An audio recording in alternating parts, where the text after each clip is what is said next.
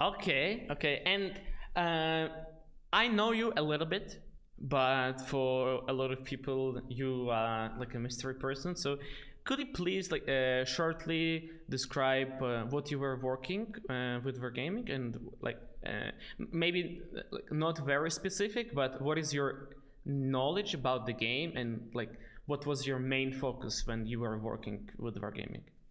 Main focus is mainly dealing with the construction of tanks, the actual like physicality of the tanks in the game. Um, Well, what does that mean? so that means like doing the modeling of the tanks, the Oh. construction, because tanks kind of had changed in the past to what is now, and now like tanks are built up by little small blocks, about 6,000 or more of them, and then in each little box there's over thousands of codes within in each box, and it's all built on top of each other, and that's what creates the tank in the game. Wait, did I hear it right? 6,000 different blocks and 1,000 lines of code to the each block? There's many codes within the block itself of each one, and there's, yeah, it's about 6,000. I know there's a video actually that actually came out about a couple of years ago, because this change came on about three or four, over 4 years ago, possibly, um, when this change has came over. Oh, well, uh, okay. I never would have thought that it is that complicated, but Yeah, this is why you might see like, oh, why does tanks, take a long time to develop from 3D model or something. But like honestly, once you get the hang of it, it really doesn't take too long. okay. Like it doesn't take years, I would say. Mainly what takes majority of the time is the idea, the thought. Okay, okay, okay. Since we're talking about the ideas, may I ask you about the recent, very underpowered premium tank that was added to the game, BZ176? If you Oh, like, yes, that's way too underpower. yeah, Um, It doesn't hit hard enough. Definitely. It doesn't reload fast enough, obviously, and, and the cupola's way too big. and it's two of Um, them. Like yep. It should have been actually unfair. done. Yeah. It should have no cupolas, actually. Shouldn't have a lower plate. Give it like a 2790 model, I believe, Yeah. and not enough rocket boosters. It should at least have 12. Speaking of boosters, why can't I reverse back with the rocket boosters? Like that's just lame. Well, if you think about it, if you're in a rocket itself, like any rocket or something that propels you Uh forward huh. and it's giving you thrust, um, it's only going in one direction. That's just how rockets are built. You know, it's not like a missile where like it would be able to turn and like turn around and go back. It's just going directly straight at one point. So that's the reason why you can't go backwards in that tank, because of uh uh the force that is ejecting you forward. There's no way for you to return back. So that's why, like, if you misclick it, well, you're No, kind of no, out of no, luck. no. You're going forward. That's not what I mean. But rather, why can't I change the direction that I'm gonna get speed on? Like, I click a Oh, little well, then that. button and the rocket is rotating, and then now I'm accelerating forward to run away while I'm on reload. Oh, well, that would have been a good idea, Oh, thought to it. perhaps But we should stop here because, like, who knows, man? that, yeah, that's beyond me. I was already out of the whole thing of that when that tank came. But yeah. Okay, but honestly, like. maybe it's just me, but it feels like the tanks are getting stronger and stronger. And what is the process of adding something like BZ or Skoda T56 into the game? Because we have like super testers, right? And I always had this theory that if tanks like Minotaur, for example, coming into the game, and you just can't pen them unless you see their lower plate. So we have two options. Either Wargaming has its own vision, and they don't really care about opinion that this testers is giving them, or testers is just bad, genuinely Oh, bad. So you know. so there's multiple reasons for that, actually. So one reason is that it's more of a business view in wargaming. I think people, see that wargaming's a gaming company, but they're also a business company. What makes money? What are people gonna buy? Are they gonna buy something that's, for instance, let's take the KV2 that was just sold on that auction thing, for Mm-hmm. instance. What does it have? It only has armor. Does it have a gun? No. Does it have good pen? No. Does it have mobility? No. So on and so forth. But it has at least armor. So that's, something that's totally out compared to what the BZ is, what the Progetto is, what is the Skoda, and so forth, or the Vipera, for instance. Um, like what's gonna sell? Yeah, That's it's that. understandable. It's understandable in their mind point. Is it good for the game? Absolutely not.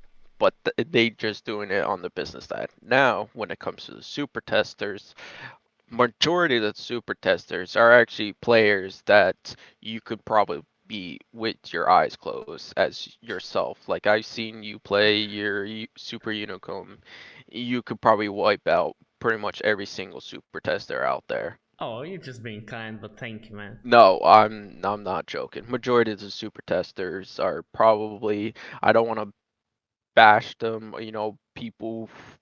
bash people who are below the 50% win rate and stuff like that, or like 1,000 win rate and stuff like that, but like majority of them are below the average. Okay. I'm talking about like 70% of it or more are So, below the so average. how can we? I understand that to some extent you want to have people with a different skill, but Yeah, I would love to at least have half of it is at least above average, some of it below, and some in the middle. So it should be like a 30-30-30.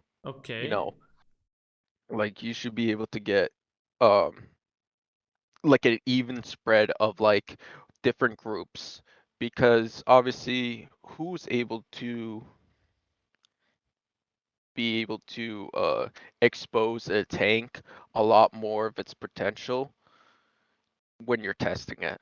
Obviously, it's probably an individual that knows how the game mechanic works, knows where to hit, has good aim, and so on and so forth. Like, if we took you in a BC, if we took a brand new guy in a BC, he probably doesn't even know what's happening in the game, and before you know it, he gets hit by 800 by you, and then he's gonna say, "Oh, this tank is trash." Mm-hmm. And you're gonna be like, "Oh my God, this tank is way overpowered." So you see, you get the two comparisons of like of a new player and a person that's already had so many experiences. So I think that's what should happen in the super Yeah. test. But you're getting a bunch of people who might not know about the game too much, or all they do is just super test.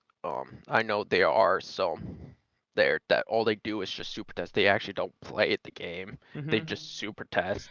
So every time they do a battle, it's just super testing battles. Like they don't have thousands and thousands of battles. Like they're not playing non-meta tanks. They're not playing meta tanks. They're not playing clan wars. They're not playing pubs. All they're doing is just testing. So I don't think Yeah. it's a Okay. good. Okay. This is clear. Yeah. So, how much do you think the feedback from the super tester affect the decision of Wargaming? And let's say if all super testers, or like, let's say if more players that actually play the game and like decent at the game would join the super test, and if Wargaming has their business model for the tank to come out, but super testers are saying it is way too strong, how much it would affect on the tank, well, or Um, like on the tank probably like performance. probably like a 40-60 type deal. Um, like it's not a straight 50-50. Like for instance, if all the super testers saying, "Oh, it's too strong," like it would have to be a majority vote of the super testers. So you can't just have like 60, 60% of the super testers saying it's overpowered and then more gaming lesson. No, it has to be more of like a 75 or 80% Yeah, last time majority you of the did super. mention what majority means, and Hmm. yeah, I remember that. Yeah. Okay. Okay. So, um, I think it was a good introduction, and we can move to the questions that I had prepared for you. Yeah, absolutely.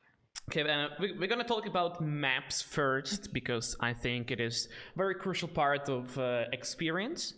And the first question is slippery rocks. Why is it still a thing? And how it's working on from the game logic, and why isn't it fixed? Slippery rocks. This probably has to do more on older maps. This is just the whole process of individuals who when they were building maps, they just cookie cuttered rocks. Like not each rock is individually made, I guess you would say, to the proper size. So what they did is they just took the rock and they put it in a map and then they lowered it to the height that they wanted it. So when you think about it, what happens when you get to a certain point on a hill? You start to slide a little bit, right? Well, that's like that rock. You are at the top of a hill and you just slip. Like it's not meant to be drove on. That's the problem. Oh, but we do still drive on it. Yeah, exactly. So it was just poorly modded, I guess you could say that. Are they fixing it? Yeah. Okay. They have been trying to, replace the rock with an actual rock, I would say. Because technically the rock that's there, it's not an actual rock. A, s- um it's just an object that doesn't have any like real texture or grip for your tank to actually drive on. Okay, and so as far as I understand, Wargaming is like paying other companies to develop the maps, right? Yes. I checked, and last time I saw, yes, that is true. Okay, so why can't we just replace those strokes with the normal terrain that can interact with the like with the tank and has like logic behind it? Um, they can. I don't see why not. Um, why haven't they not do that? That's all on Wargaming side. On the management side of like, would it, for them might be like how much time it's gonna take, how much money it's gonna take, how much, who's gonna do all this stuff, who's gonna take every single piece of rock, pretty much what they would do, they will put layers of the map, you have your sky, your middle, the terrain, all your objects, and then your underneath, and they would like put it in layers and divide it and see which rocks are not performing what how they should perform and who's going to go through every single one, take them out, and then replace them back in Okay, with that actual that rock. that sounds like a lot of work. It is a lot of work. Like it's not something that get could get done overnight. It might take a month or so, depending on how many rocks they are or how many objects they are. So it might be something like that. So Okay, okay. But what about like small rocks or like a random tree that is just like there is two maps in the game. We're talking about Lakeville and Tundra, and we mhm. have tree placement, and you cannot spot from one side because of the tree, but you can spot from another. Or for example, like how hard is it to move a building, for example, to remove a rock to balance the maps out. to to remove, it probably is a lot easier than to add. Okay. Um, Why? from my knowledge, because it's almost the same as like you grab it and you delete it. All you have to do is hit the delete button. Um, it's like the same thing in almost everything. Like if I took your question, I highlighted it and I deleted it, that would be like the same thing in the map. You could just go ahead, grab that tree and delete it. To put something on, you just have to make sure um, you can create a tree in there, but then you have to make sure when the map goes into render and it actually shows up when you're playing, it actually shows up in the middle of your game. So then there's like a lot of back checking to make sure it's actually placed correctly. So it's not like, oh, you put it there, boom, done. You just have to make sure it actually is there. So there's a lot of checking just to make sure like you did it correctly, the codes are correct, nothing in the battle, like for instance, when you come up to it, it just like suddenly disappears. Okay, yeah, makes sense. So it's just a lot of bit of checking. So like deleting is easy, but adding stuff, you just have to make sure that things are there. So So let's just imagine that I made a video about a lot of stuff that could be deleted from the maps. That is just like it's there, but it's like bad because you just can't play it in certain areas because of that little thing. How high is that Wargaming is just gonna listen to and remove that? hmm, that's more of a tougher question. That is probably like the answer to that you probably just have to ask someone that's higher up in the Okay, okay, company okay, yeah, yeah, it's understandable. Okay, because that would be probably be more towards like biz like I said, Wargaming is a business company at the yeah, end of yeah, the okay, day. yeah, yeah, So we get it. you would yeah. Okay, and how long does it take to create the map? Hmm. It depends how big the map is. I don't know. And and then it also depends on are you adding many objects in the map and stuff like that. So you're looking around minimum for 3 to 4 months just to get the uh well, it'll probably take like a month or two just to get the layout on the map, like how big the size it is. Like depending on like for instance, like a mines map, you could probably get uh the layout of how small that map is in a month. And then after that, adding all the things, adding all the terrain textures, the trees and stuff like that, it might take couple months for it. So you're looking, Yeah, no less than 5 or 6, depending. And also, it depends on how good the coder is, how good the artist is on texturing, and it also goes with how fast can you bring up the idea of what you want into the map? Because okay, that's what okay. takes majority of the time. Is like you have an idea, but how well can you put it down on paper and then put it into the game and then develop it? That's what takes the longest. Okay, and what, like, if I understand correctly, say we want to bring old maps that Wargaming as community and we choose Windstorm as an example, we can't just bring it back in the state it is, or it was back in the day. It literally will have to be created from scratch, kind of.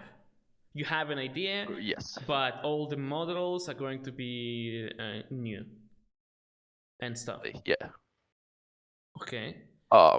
Yeah, it pretty much would have to be in Scratch. We could probably take the same, um, like, uh, the same layout or like how big the map is, but Yeah. then Yeah. everything inside would have to be, taken away, stripped down to the bottom. So it literally just be a flat ground at at the point. And then from there we would have to build up, the elevation of certain, things and Yep. then Yep. from and move on forward from there. So Okay. yeah, that's what would happen. We recently has been testing a lot of maps, and a few of them were added to the game, like Outpost, and it was a product of Raycon testing, Raycon Yep. game mode. And what about the other maps that we were testing? And is there any clues when they are coming Can't into wait the for game? T-Rex Preem's smile. So for the other maps that were tested that weren't put into the game that people have, those have some have been put into the side, maybe added more stuff and might be added into later to be like relooked at. Um, and then some others have just been put on, let's say, a shelf and just kept there Yeah. for later, maybe for something that they might use for later. Okay. Um, so is there a possibility them coming to the game? Yes. Is there a possibility that them not coming to the game? That's also like a yes. So it's like it's in the middle. That's just like Understood. wargaming would wargaming would have to come to the decision how many maps do we can they handle in the game at the time, Okay. you know? Yeah, it's clear. Yeah. Uh, Like, so like do so that would be more like a question to like players being like, would you be okay of having so many maps where you almost don't get the same map twice in um in a couple of days? I think that's something that oh, I get I it think now. so I think that's how we should have it. I think there should be certain days, almost like way back in the days, like you had certain map rotations, like you knew you were gonna have like a bunch of city maps one day once you started playing, so you picked certain tanks for those, map categories. Um, so I think that's how it kind of should be. Like we should have like 30 maps in the game, right?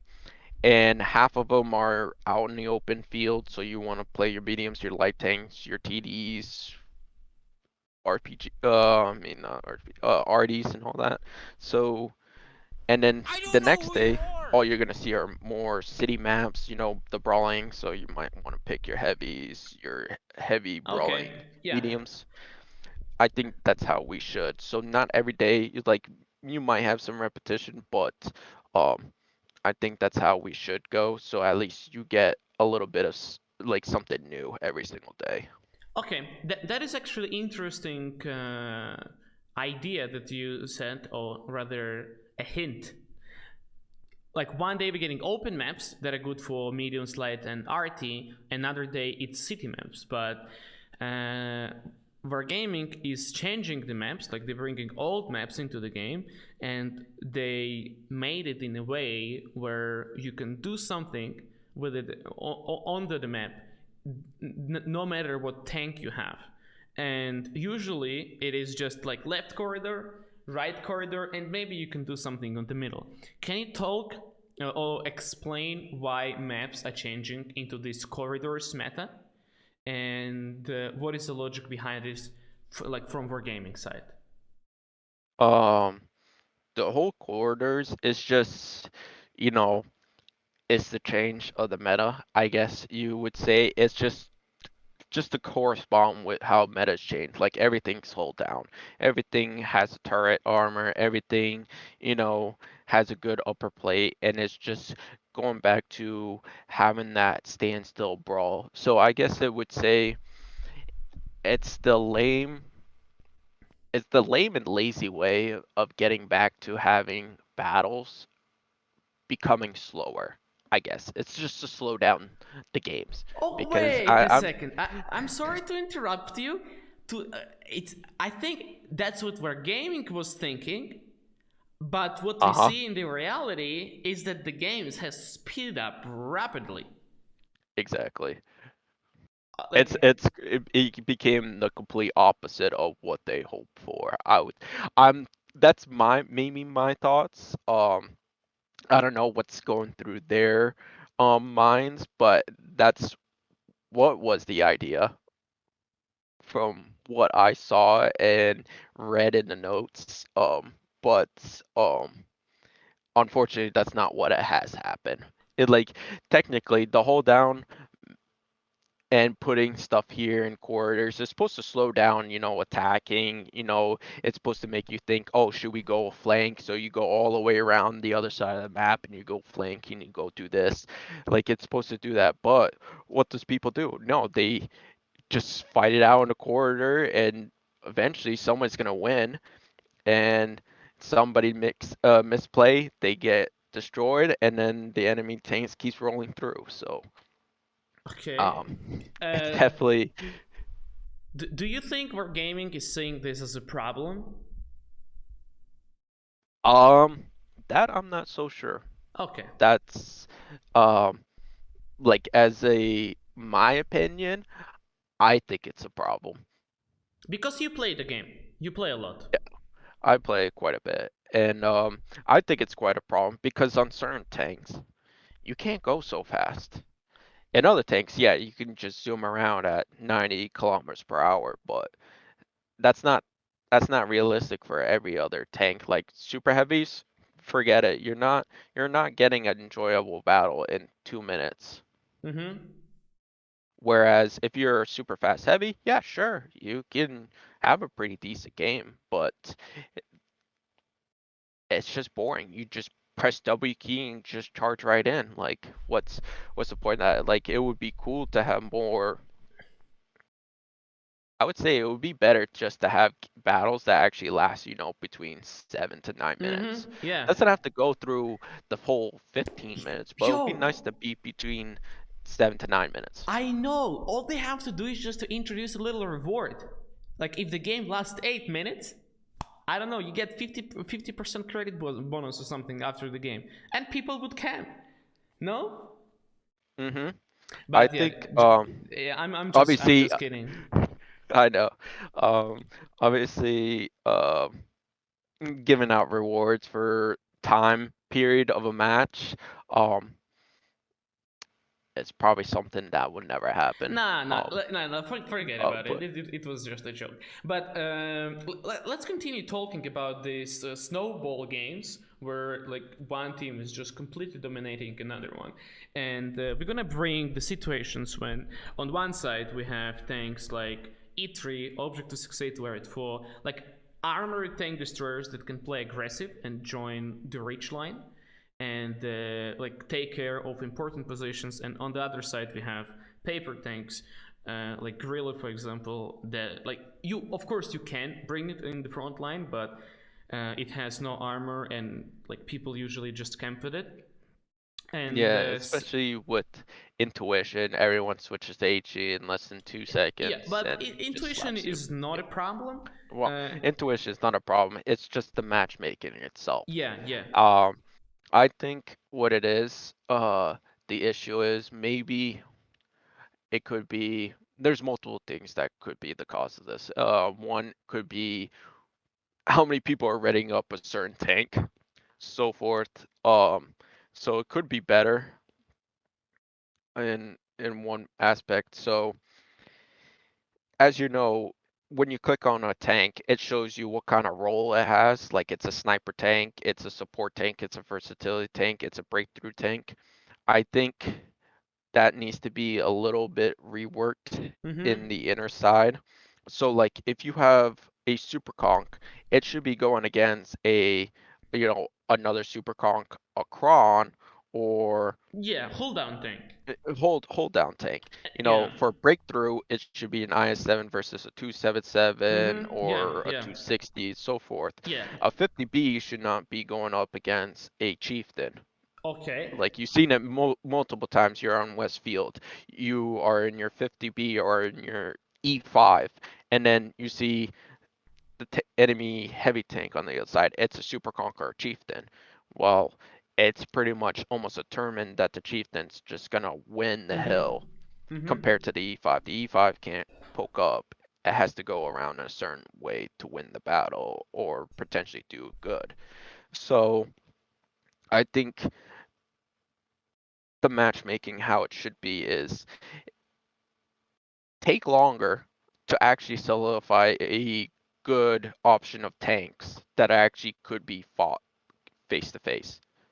Like maybe instead of going to battle every 30 seconds or so or a minute, maybe take 3 minutes to get into battle. But at least the teams are going to be somewhat even. Yeah. You have an E3 versus a V4, you have an E3 versus an E3. For heavy tanks, you actually have an I7 versus another I7, and then you have a 50B versus another 50B. Okay. Or Sorry for so, interrupting, but we already have working system, and the system has been tested in ranked season through like a couple of times, and we have like you said, breakthrough tanks. We have like sniper schnitzels and whatnot. Why not to try it at least try it to bring into the random games. I understand it will increase the queue time, but isn't the thing that we're looking for is just the satisfaction from the game? um, that's probably the reason why it's not being done like that. It's probably because of uh, I hate to say it, maybe laziness. Um, them not doing it. I guess that's pretty much um the answer to that. It's just like they just don't do it. Probably because maybe in their minds matchmaking is not an issue. Okay, I get it. Okay. Like it's not their priority. Yeah. Like what is their priority at the moment? Right now, the priority is making new premium tanks. Maybe it's map development. Right now, it could be, um, for instance, experimental equipment. Okay. Okay. Yeah. So we can slowly shift into the chieftains and to seven nines that we mentioned, and how they balanced. If you like were following the recent buffs and the nerfs, Mm-hmm. we've got nerf on IMX 65T, Yeah. and yeah, we still have tanks like Chieftain 279 just Yep. rolling around. What about those? I know that reward vehicles are really hard for Wargaming to touch, but Mm-hmm. still, like, what is your thoughts on this? Um, my thoughts are my real opinion is actually I wouldn't mind them having getting out of the game. Like like we just get rid of the two tanks, or maybe change up the chieftain. It's like give it instead of the chieftain, maybe give it the chieftain Mark 6. The one that has a good like a decent sized cupola. It doesn't really have that many strong turrets, and it can be penetrable by majority of the tanks. The 279E, um, we could probably just get rid of it as reward tank, in my opinion, and compensate that for like all your hard work. Like, I don't know, maybe give yourself like 10 million credits or something that might be put into use for somebody, for a player. Okay. Like I want because to change the whole model of each tank, it would be difficult. And obviously, like, what could we do with the chieftain? Obviously, we could raise the cupola pretty higher. Um, I really don't like how they change gun handling because no one wants to play a tank that has really awful gun handling. Like everyone wants to at least hit 50% of their shots. Like no one wants to go into battle and miss every single shot, but that's RNG wise as well. So that's another thing. Okay. You like briefly touched it previously about like 6,000 different blocks of model. Hmm. And is this the reason why like buffing and nerfing things is that difficult? Um, it's not too difficult. Obviously, you could play with the numbers on the other side because you got the blocks of like how the tank is made, Mm-hmm. but then you have the information that gets put in on what's going to be its firepower, what's going to be its mobility, what's going to be its survivability, what are going to be how thick the armor is going to be. You plug that afterwards. It's not already put into the tank besides um survivability, I would say actually. Yeah, survivability gets put into the tank Mm-hmm. kind Mm-hmm. of with when you're creating a tank of the thickness of the armor. Yeah. So you might have to go back and fix it with the numbers a little bit, but if it's not overly difficult. It's not rocket science, to be honest. So how come we don't see the changes to the tanks like I don't know every day, every week?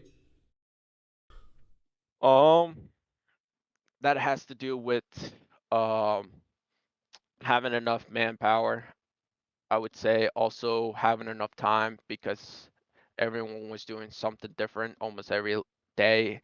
Um, for instance, I wasn't always working on a certain project every single day for a whole week. Like I was doing a little bit of this, a little bit of that.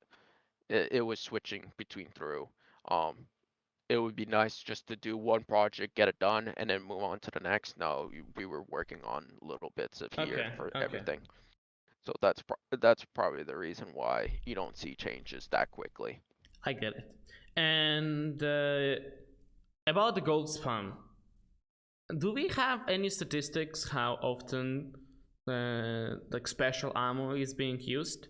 And like because for APCR tanks there is no reason to shoot AP rounds, and with the economy we have in the game with the boosters, personal, and from the stronghold, you still make profit while firing full gold ammunition. Is like Um, this going? so for what I remember from the statistics of it, if the tank had really bad normal pen, whether it was AP or APCR, if it really had bad pen, a lot of times, a lot of people would spam premium in that tank. Um, if you had two of the same um ammunition in a tank, let's for instance say the Leo, Mm-hmm. you have two APCRs as your as the ammo, right? One shoots faster and has more pen. The other one has decent pen, but it has slow velocity. But what are the advantages of the two? You save a bit of credits, and the other one you get better pen. You're probably gonna hit more of your shots, and you're gonna get more damage out of it. So people just think in their mind, well, I'm not gonna go through the frustration of it of not penning a tank twice. I'm just gonna dab the two key. Exactly, that's what That's I it. do.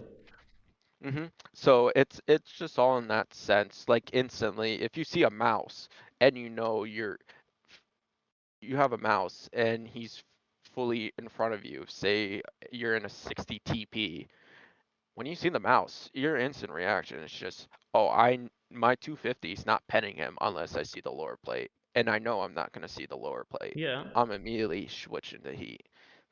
That's the whole sense of it. It's like, do we need the premium rounds so we can actually pen certain tanks? Yes, but that was the problem of like certain tanks just getting too strong of armor that you need the premium rounds. So it's just a huge can of worms that just there's way too much to fix into it. So do I see any changes to that?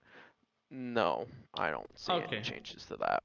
Okay. Well, that is fair enough. Yeah, understandable. But it's just kind of lame in a way when you are playing like Type 5, for example, and I do like playing Type 5, and it has a lot of armor when people firing premium standard combination, but the second they switch to the premium, you never want to pick, and there is like no disadvantage for them to not fire it. Like Yeah, they don't fire slower, or like they do less damage, for example. Like the reload is I the same, think the damage is the same. I think in a sense in pubs, I think the damage output on premium rounds should be lowered in damage. I think in pubs. When it comes to competitive play, hmm, that's a different thing because you gotta think about the understanding of competitive play. Like, when it comes to clan wars, advances and stuff like that, or just tourneys, um, you know, people want to win, so obviously they're just gonna dab the 2 key and having them doing less damage than standard rounds. Now, there's certain tanks out there that doesn't have really great, normal standard round penetration. And there's some tanks that actually have really good standard round penetration. So that gives them a higher advantage of dealing damage if you did the whole gold being doing less damage. So you have that issue as well Okay, that's when it comes to competitive play. So it's not just like, oh yeah, let's just lower the damage output on premium rounds.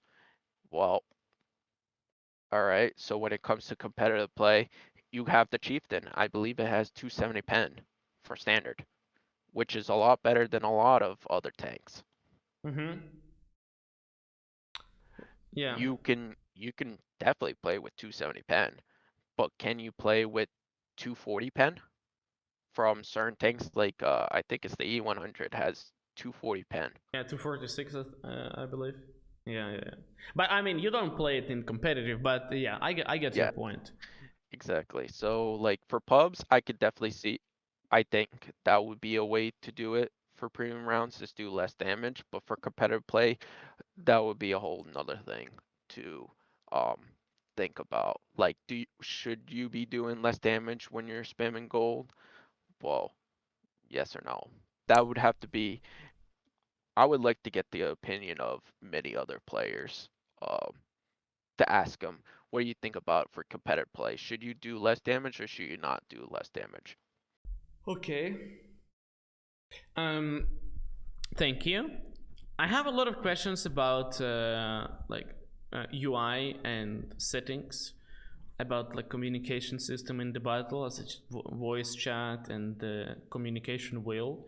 But from what you said earlier, it's kind of like it doesn't really make sense to even ask this, because it's just like I understand it's not enough resources from Wargaming, and it's not really making money. So I think I think it would be better for wargaming if they actually asked a um another company who has good like intercom, like inner game comms, mm-hmm. and ask them to do a model for them and then be able to put that in the game, the talk. Okay, wow. Like say for instance, we have Discord, like I'm talking to you in Discord and we can hear each other pretty good, right? Oh, why Why not to not have use Discord as a voice chat? exactly like, Oh or you have TeamSpeak, shit! like, oh, what's a very popular game right now? Warzone. You have proximity chat, and even in a heat of battle, you can hear people like talking. People are playing music in the background, and you can hear it pretty well. Like, you can ask another company to do something. Like, if that's a thing, like, I don't understand is like, if you know you're not so good at it, why not just ask help from somewhere outside? Okay, well, this is actually incredible. I never thought of this, but yeah. Okay, okay, okay. Very, very important question about replays. Is it possible to make it that you can view the game from every single tank in the battle, and you would see the way they aim, like from their perspective?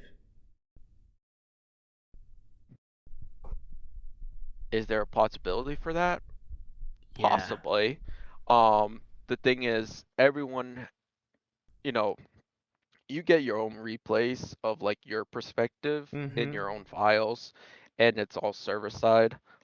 Everybody gets like a record of it. I know Wargaming gets a record of it. Um, that's why the reason when you send a ticket, add your replay to it. Mainly just to match up certain records. So that you know, okay, this game did actually happen. It's been stamped with a timestamp and so on and so forth. Uh, to get everybody's perspective, that would be something that I don't know how they would do it. I'm not 100% sure because that's not my expertise, but Okay. I don't see a reason why not they can't do it. Mm-hmm. Well, Because I know the company has some really well coders and developers in there that could do software engineering for that. Like, I don't see an issue why they can't do it. from what you've said previously, it is just not their main focus at the moment. Exactly. Okay. Um, but could they do it? Absolutely. I know Man, plenty that of would have the been software awesome. engineers that can do it. That would have been awesome. But okay, let's move on to the mods. We have a lot of stuff added to the game, like circles on the minimap, last position of the spotted tanks, statistics, like overall your performance, what is it called, like when you see your performance in the session and stuff like this. hmm And why mods aren't being added based on their popularity? And we already have very well made mods such as replay manager. He It looks doesn't exactly like the game. know. Mark of excellence modification, for Greetings, example, or iyouxin like and chat. battle hits, and even checking armor of the tanks straight into the garage. How hard is it to implement mods into the game? It's not the difficulty of adding mods into um to the game. It's more about getting, the uh how do I say, the like contract of the certain developer that created the mod and getting the okay, what's going to be the price, adding it to the game. Because for instance, you make something, right? Mm-hmm. Say you created your own skin and everyone wants it in the game. Now Wargaming has to come to you being like, all right, how much do you want for it, or do you just want your fame into the game, and we'll put it in the game, and then we'll write it off as that. Like, you have to think of it as like yourself as a developer of that certain creation, and then Wargaming side, like how much are they going to spend on it, for instance. So let's put it, for instance, the recent reticle size mod. Mm-hmm. Is that going to go into the game where now the default setting of the reticle size is going to be that of what the developer just made? Probably not. Okay. Like, the replay manager, something like that. Yeah. Would that go into the game? Possibly, but that would have to come with talking to who developed the mod and asking them, or we want to put it in the game because everybody uses it now. Um, how much you want for it and stuff like that. It's Okay. pretty Okay. much like, What if I will do this for Wargaming? What if I'm gonna contact all these awesome mod developers, uh, mhm. mods that already ready to be implemented, like Mark of Excellence mod? It looks awesome, and everybody uses Mark of Excellence mod in the game to like certain like different times. What if I'm going to ask the developers and gonna solve this pain in the ass for gaming, and I'm gonna come to them and just like, yo guys, here it is, this is how much they want, you have all the rights, blah blah blah, put it in the game. Like, is it gonna increase the chances of it happening, or is it like once again not the priority? It's probably 50-50. Oh shit, all It, right, let's move on then. so like also the thing is like the mods. Obviously, the Wargaming always checks mods. Like for instance, Aslan's goes through a checking, like making sure any mod in there is not, it can't be put in the game. They will Yeah. ask Aslans to take it out. Um, it goes through a check. So obviously, there's already a good connection with certain modders, uh, that are allowed to put certain things into the game when you download it. Um, it's just taking it to the next step. You know, we already would like to put it in the game. You don't have to go out and develop it, but then you also have to think about it in the side of the developer of the modder. If they already implemented in the game, am I going to get less downloads in my side? Yeah, yeah, I understood that. So there's like a lot of things that has to be thought about. Like, all right, I'm gonna get less downloads from my site, so now my site's gonna decrease because of this one. So there's a lot of things that could Okay, happen. okay, understood. The next one is about training room, and I have like I spent a lot of time in training rooms back in the days when we were practicing for like tournaments. Why do we have to pay for the training room? Laziness. That's the answer. Okay, like isn't It's it? just pure laziness. Like honestly, it should be zero cost for certain things. Honestly, training rooms should be a way for, newer players to test tanks, Yes, get the feeling of the tank. exactly. It shouldn't be like you see in many other games, like you go into the training room for certain games of, let's see, for instance, I've played Apex. There's a training room in there to like shoot around things and you get unlimited ammo. Do you get Yeah, cost for it? yeah. Nope. You get to test out certain guns, that you're not used to. You get to work on your aim and so forth. I think that's how, training rooms should be. I think you should be able to solo in. You go in and there's bots there and you get to shoot the bots, not waste any of your credit. You get to feel the aim of the gun. They could shoot you, so I think, you should be able to work certain ridges, move your Mm-hmm. tank to Yeah. a certain so you can block. I think that would be an excellent way to train. Obviously, there's that mode, what is it called? Topography in the game, where Oh you yeah, get to yeah, learn the yeah. map and they shoot you and stuff like that. But that's not really training, honestly. And the Like, only reason you go in that mode is to get rewards. You don't learn the map from there. exactly. So the training room should be specifically made where like you get like a selection page being like, do you just want a solo queue and just run around and test tank? Yeah, you click that one. Do you want to practice do target shooting? So you just sit in a position and you feel the aim of your tank, and Mm-hmm. tanks, random bots are just running around in front of you and you're shooting at them. So you get the feel of the shell velocity, the gun handling, and Mm-hmm. so on and so Yes, forth. yes, yes. I think that's how it should be. But Okay. the reason why it's not like that, that's laziness. All right. But uh, the next question is like I kind of know the answer about it already, but I want to ask it anyway. Why do we pay for the tanks that we never get to try? Like especially Money. premium tanks. Money. So it like do you think it is intentional that we can't try out premium tank before buying? Yeah, because that's just the marketing side of it. Oh Um, man. Obviously, when they give you that epic video that lasts Mm, for like 5 to 6 minutes, like this tank, runs through this wall, one shots a certain tank, and you're like, whoa, I want that, and you okay. go ahead and buy it. That's just a marketing thing. All right, all right. And the final part of this whole questions wall is like unsportsman conduct and stuff related to this, such as drowning RT and people killing themselves, jumping off of the cliffs, and stuff like that. Do you have any data on how often is it happening, and if there is a way to stop it?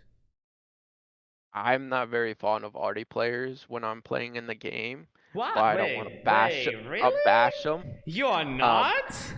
I'm Wait not a a real second, big fan. why? Um, because when you're playing like not so meta tank and they just ruin your game for stunning for a whole 2 minutes, then it's just like, eh. Stunning mechanic is definitely should be left out. Like obviously I understand Artie needs to get some assistance in the game in some way in some point, so I could see it from that side. But like for Artie players, I don't want to bash on them, but I would say majority of the Artie players, they're either um majority are drowning themselves, not getting themselves killed. Maybe that's their own personality of how Artie players are. Um, but obviously if you're in a game and you're an arty player, just die like a man, man. Just give Mm-hmm. me your 400 HP. Like I know some arty players that are out there, they deleted half of my HP. At least let me get back some of that HP that I deserve. Yeah, like you have missions to kill Artie, and Uh huh. they're drowning themselves. Or imagine, how, like it would be like It your would be heart nice would. if Yeah, yeah. you drown yourself in any tank, Mm-hmm. Mm-hmm. because you don't want to give anybody. You should get your tank locked for a certain time period. Oh, Like how you would interesting. in clan wars, if you're an elite front, you get your tank locked for like I don't know, I think it's like 144 hours. That would be I don't think sick. Wait, like wait, I wait, wait, wait, wait, wait, wait. I just imagined the situation when people unite together to drown Artie on the battlefield. So that Artie is not going to play for like hours or maybe like days, whatever. That would have been incredible. What? that would, that would be a good that would be that would be funny to see. Yeah. But obviously then you wouldn't really have a game going on. It would just people searching for arties to go drown for No, them. I don't Uh, care. This yeah. sounds like a lot of fun. And the reward of drowning, like, you know that you cannot shoot drowning tanks, and that sucks, in my Yeah. opinion. But now understanding that he can't use his tank, and it's not even about the arty, but like in general, the reward would be so much bigger because you can he can't play the tank, like, yeah, you can't get to farm it, but he can't play it, and I don't know, it's so cool. So obviously people have used like drowning enemy tanks, because they're in a 2v1 situation and you Mm-hmm. see it a couple times. Like, I think that should be a special reward. Like, if you're going against an enemy and you drown them just to save yourself against another player as well. So, I think that would be something kind of cool, like as a reward in that sense. Like, for instance, Matterham Line, you got that Oh, bridge on the water, yeah. and you're on the south side, right? And Okay. you're losing, right? Yeah. And they end up pushing you over, and now you're drowning. You have to drown some of them Mm-hmm. because you don't have enough DPM to win them off. So I think that would be a cool reward, being like, oh, you saved your skin, you drown an opponent. That sh- and also the damage of whatever's left on the drowned tank, you should gain. Absolutely, absolutely. Because, uh, Because technically that is damage. You did kill an enemy. yeah, So yeah. I think that should be added in. Like sometimes you have a chance of doing damage or tracking him to Hmm. like you have this choice, and like, yeah, you get the kill, but what about it? Yeah. Okay. But man, that idea I is think cool. I think I heard it from Des Game, like people who drown should be penalized like 1 million credits or something like that. That could be also an option as well. Um, Oh no. there's many things that could be used as punishment. Why is there no punishment? Well, obviously there's some arty lovers in higher departments of wargaming. Um, there's a reason why certain tanks are being nerfed where they shouldn't be nerfed. Wait, is Be- there a haters of those tanks? There are some haters on certain tanks, Do you so that's think why. EBR 105 got nerfed because some RT lovers high in the wargaming departments was getting killed by EBRs? No, that was I a think joke. It was a I joke. I think mainly no, the EBR was just actually more of a unanimously voted throughout the whole entire like like committee of a World of Tanks. Like nobody wanted clown cars going that fast, and to be honest, it was kind of a disruption in the game. Like no other No, light tank no, was being no, able no. to play. There is no Um, point of playing light tanks anymore if you are not an exa- EBR. exactly. So it definitely needed to be nerfed. Yeah, and even after the nerf, if there is an EBR on the battlefield, yeah, although they changed it and you have EBR against the EBR, but if you are other tank than EBR with EBR in the team or in the enemy team, you can't play passive. Like you have to kill him first, and only then you can play your game because he can go with 90 kilometers per hour and he's gonna proxy spot you, turn around in 0.1 second, and he's out while you there is sitting in the bush with a zero speed, and like it's great danger. Yeah. So like I would like I Wargaming to make EBRs play in their own like games. matchmaking. Yes, yes, Yeah. and the Uh, rest slow light tanks in. Actually, I just saw a question from one of your chats says why does EBR not lose camo when it's on turbo? That's a good thing. That would have been a great thing. You know how the what is it? The Charlemagne. When Yes, you're on exactly, turbo, you don't have exactly. as much camo as you do when you're not in turbo. Yeah.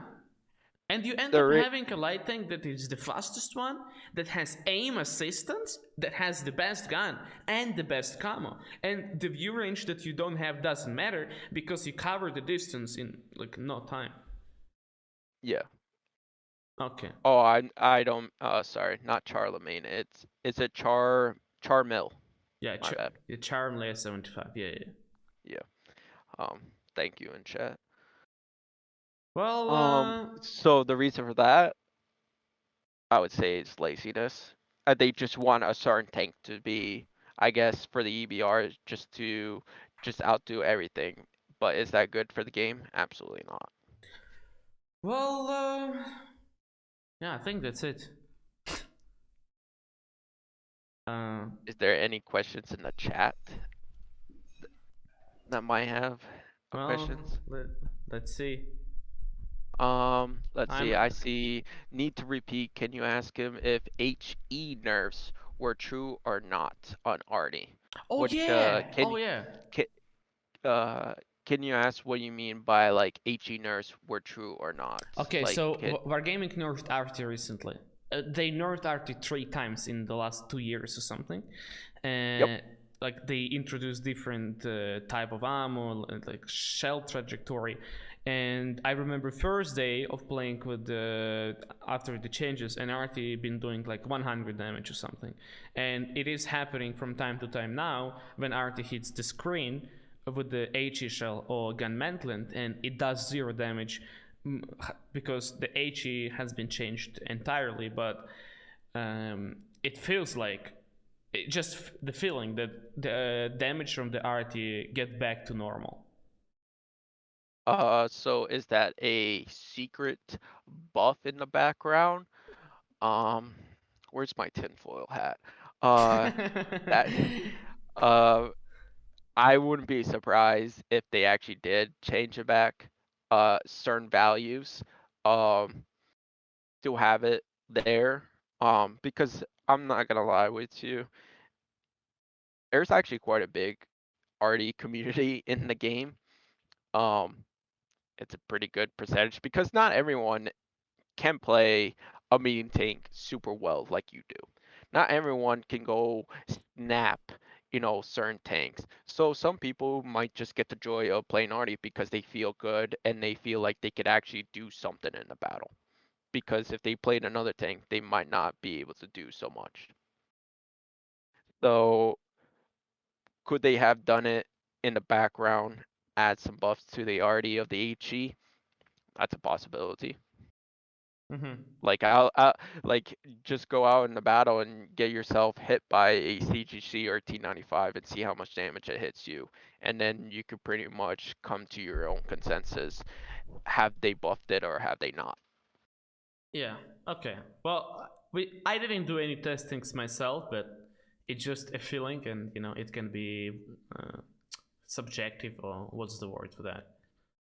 Like wrong. But yeah, understandable. Let's any let's see, any idea of the reason behind the Pergetto 65 nerf? Um, I don't. To me, I'm no longer in the company, so this now current reason for the nerf of the Progetto 65, I can only speculate the reason for that. That would be just probably some people not liking the Progetto as a whole All right. in the company. That would be my answer to that. Man, can't wait for BZ176 buff. Oh, Yeah. Armor Rogue has a tank modeling question. Go ahead, Armor Rogue. What's your question?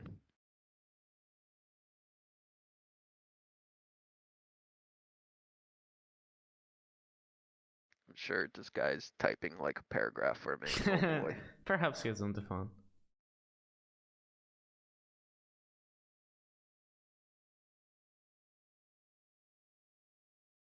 Silent nerfs is true on premium tanks. No, premium tanks would never be nerfed at all. Okay, so his question was why have cupolas on the T percentage 95. never be fixed? T95. Oh, five, never been fixed. That's a good question. I- I'm sorry to give you this answer, but I don't know why that hasn't been fixed. Probably because of priority wise, certain tanks. Um, so certain certain develop like modelers might take the initiative to fix certain tanks on their own when they're not doing something. So certain tanks do get fixed here and there, but it's not like a priority for us when doing stuff. Okay, so it all breaks down to how much money certain actions is going to make. Yeah, like how many developers they are in Wargaming, I'm not 100% sure, but if you're looking for a job and you're good at doing stuff on the computer, modeling, software engineering, stuff like that, you can go on the LinkedIn on Wargaming and see that they are hiring and looking for people. So, All right.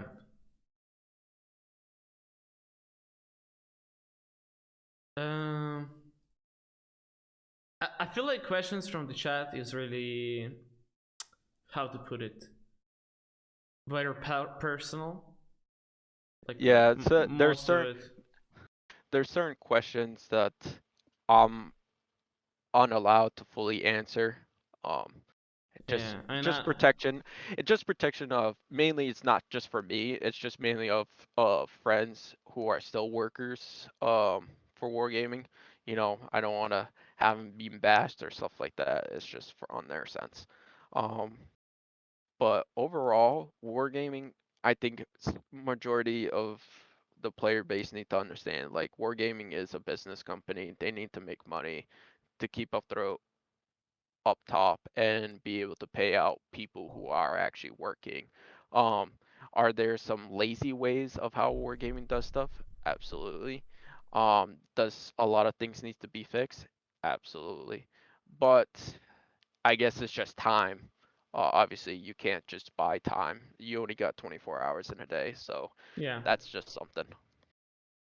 Okay. Well, my questions was answered to the full extent, and I feel like now I get to understand the way where gaming is working a little bit better. And yeah, all I have to say is thank you for your time to come and Oh, not a answer problem. all of this. Yeah, hopefully, kind of gives like a certain idea for like other people. Um, like I'm just another person like you and other people. Like we can only do so much um in a day and Mm-hmm. get stuff done. Like nothing gets done overnight. As you see, like updates, like I believe what's the next update coming up? 1.2 with a lot of things of like tank rebalancing. So like I could see Wargaming right now, like everybody who is working on the updates and stuff like rebalance and stuff like that. They're working nonstop to get everything done. And there might be some troubles, bugs here and there. But like it's just all has to deal with time. Focus on getting the idea out on paper. That's probably the hardest thing with anything. Like if you wanted to build a house, all right, what's your idea of the house? And you just stop She there and think for a doesn't while. All right, what know. kind of house do I really want? And then you have it in your mind, and then you finally put it on paper, and then you actually put it into real life. That's that's how it is in this game. Like you have the idea, you want to get it down, and then now you have to execute it. Okay. Okay. Well, once again, thank you very much. It was very what's the word for this? Very mature answers, very polite, and yeah, it's always nice to talk to you.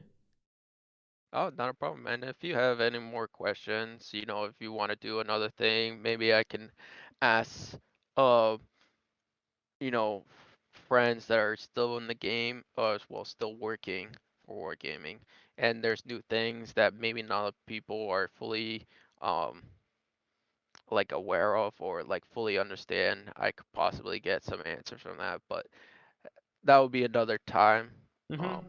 and see if there's anything else new. All right, all right. Well, guys, say goodbye to Mr. Developer Guy, and perhaps we will see you another time. Yep, not a problem. Yeah, once again, huge thank you, and have a good continue of the day.